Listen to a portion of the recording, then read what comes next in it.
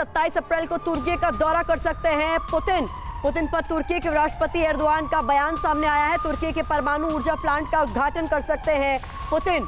रूस और तुर्की मिलकर बना रहे हैं परमाणु ऊर्जा प्लांट। आईसीसी के वारंट जारी होने के बाद तुर्की का दौरा संभव है।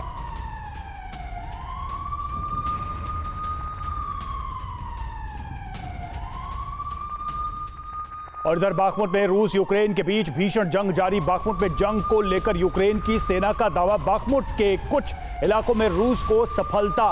रूस का पूरी ताकत से मुकाबला कर रही है यूक्रेनी सेना।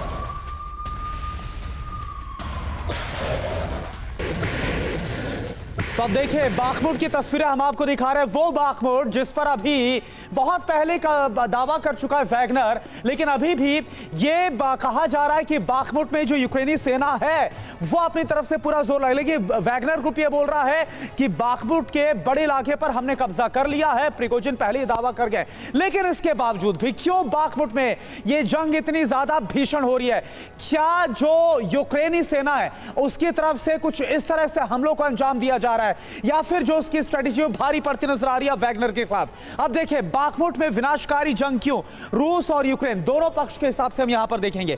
सेना का मनोबल बढ़ेगा, यह रूस के लिए बहुत जरूरी है। बाखमुट को पूरी तरह से फतेह हासिल करना यूक्रेन के लिए जरूरी क्यों? सेना की ताकत में इससे इजाफा होगा, आगे की स्ट्रेटेजी को तैयार करना और रूस का मुकाबला करना, काउंटर करना। उसके लिए रूस के लिए और क्या खास रहेगा? रणनीतिक रूप से बहुत ज्यादा जरूरी है।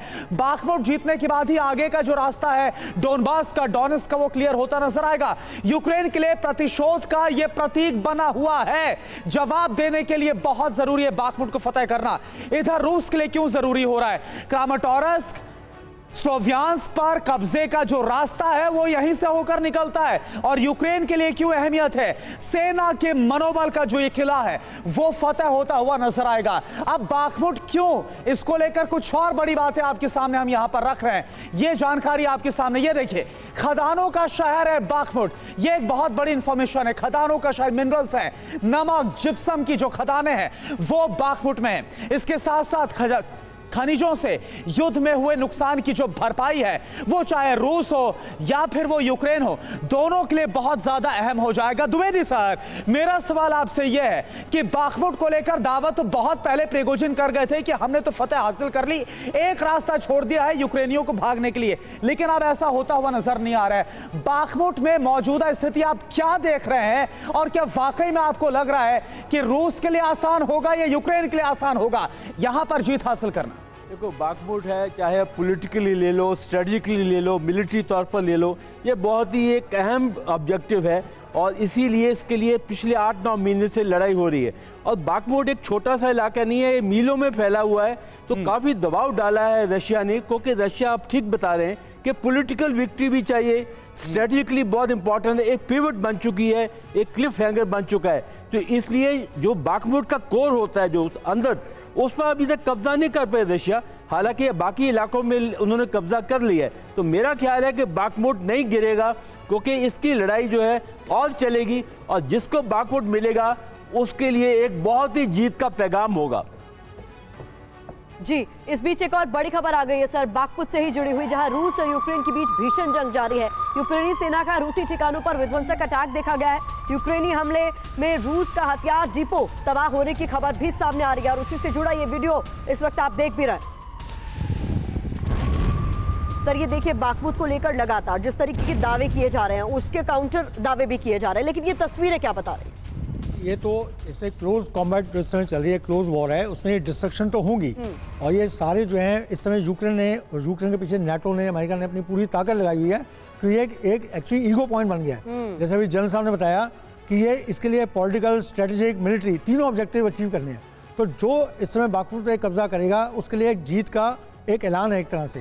तो ये इसके लिए दोनों जो है अपना पूरा जोर लगाना है। ये ऐसी चीजें आपको रोज देखने को मिलेंगी। तो अब ये देखना है कि उसमें कौन इसको जीत पाता है, कितना अपनी पूरी फोर्स लगा कर पाता है। अच्छा रोबिंदर सर, इस पर मैं आपसे भी जानना चाहूंगा। देखिए, बाखमुट को फतेह करे, क्योंकि हम देख रहे हैं इसके आगे जाता अवदिव्का, इसके आगे मरिंका, और एक पूरी लाइन बनती नजर आती है जो कि सीधे कनेक्ट करती है क्रीमिया को। अगर बाखमुट को फतेह नहीं कर पाएगा रूस पूरी तरह से, तो क्या आपको लगता है आगे चलकर जो क्रीमिया प्लान है, मिशन है यूक्रेन का, उसकी तरफ मूव कर सकते हैं ज़ेलेंस्की? जी हाँ, डेफिनेटली चांसेस पूरे वो हैं कि क्रीमिया को कट ऑफ करने के लिए खेरसोम का जो दूसरा इलाका है यूक्रेनियन आर्मी उस तरफ बढ़ेगी। अगर बाखमुत में मामला फंसा रहा, स्टेलमेट रही, रशिया तो ग्राइंडर की तरह चले जा रहा है, बट अगर फंसा रहा तो ये एक स्टेलमेट सी रहेगी। एक पॉइंट मैं और कहना चाहता हूँ, देखिए ये वॉर कब खत्म होगी, किस रूप में खत्म होगी, कुछ पता नहीं, बट एक सामने फ्लैग आ गया है यूक्रेन के अब, वो ये है अमेरिका की प्रेसिडेंशियल इलेक्शन। ट्रंप बार बार कह रहा है अगर मैं इलेक्ट हो गया तो 24 घंटे में वॉर रोक दूंगा, पैसा देना बंद करूंगा। नाउ अमेरिकन प्रेसिडेंशियल कैंपेन अगले साल मार्च अप्रैल में तेजी स्पीड पकड़ लेगा, और तब देखना सारे के सारे कैंडिडेट्स, अगर वॉर ऐसी चलती रही अमेरिका में लोग ओपिनियन थक जाएगा इस वॉर के खिलाफ, और प्रेसिडेंट्स आपस में compete करेंगे कि मैं बंद करूंगा, मैं बंद करूंगा। तो यूक्रेन को अगला 1 साल पीरियड है अपना मोमेंटम दिखाने का, अपनी जीत होती भी दिखाने का। अगर ये मामला 1 साल बाद भी ऐसे ही रहा तो आप देखिएगा कि यूक्रेन के सपोर्ट में अमेरिका में मेजर क्वेश्चंस होंगे और वो वॉर को एक अलग ढंग से सिचुएशन कर देगा। तो यूक्रेन के लिए बहुत ही जरूरी है, हर दिन तो छोड़िए, बट अगला 1 साल 6 महीने 9 महीने साल रिवर्स देखें, रूस के लिए भी तो जरूरी है। जी देखिए, रूस के लिए भी बहुत, यही क्वेश्चन रूस में भी उठेंगे, क्योंकि रूस अगर जल्दी से जल्दी इस युद्ध को समाप्त नहीं करता तो रूस में जो असंतोष है वो बढ़ता जाएगा। एक दूसरा, रूस की जो डिफेंस प्रोडक्शंस हो रहे हैं उनमें कमी आएगी। तो तीसरा ये है कि चीन का भी रूस को लगातार इतने दिन तक साथ देना मुश्किल हो जाएगा, क्योंकि चीन के लिए भी खतरा ये है कि वो इंडो पैसिफिक एरिया में चीन को भी अमेरिका का सामना करना पड़ सकता है। तो इसलिए रूस के लिए भी ये बहुत जरूरी है। ठीक है देखो, सर, अमेरिका में तो प्रेसिडेंट जाएंगे आएंगे, कोई फर्क नहीं पड़ेगा। अगर पुतिन जाएंगे तो रशिया की कायाकल्प बदल जाएगी।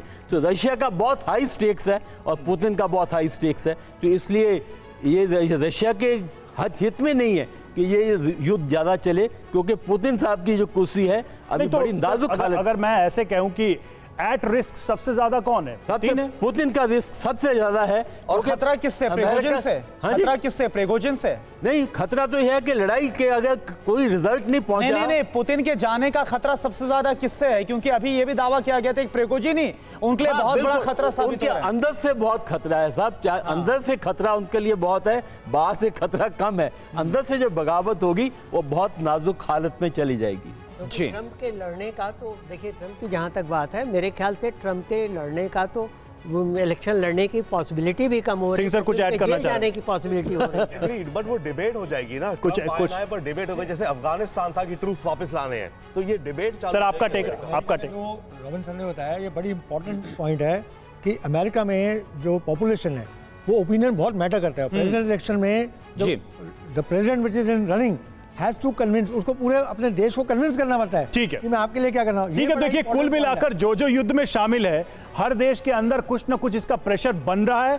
अब ये प्रेशर जितना आगे बढ़ेगा वहां की लीडरशिप के लिए आने वाले समय में ये चुनौती के रूप में सामने आएगा।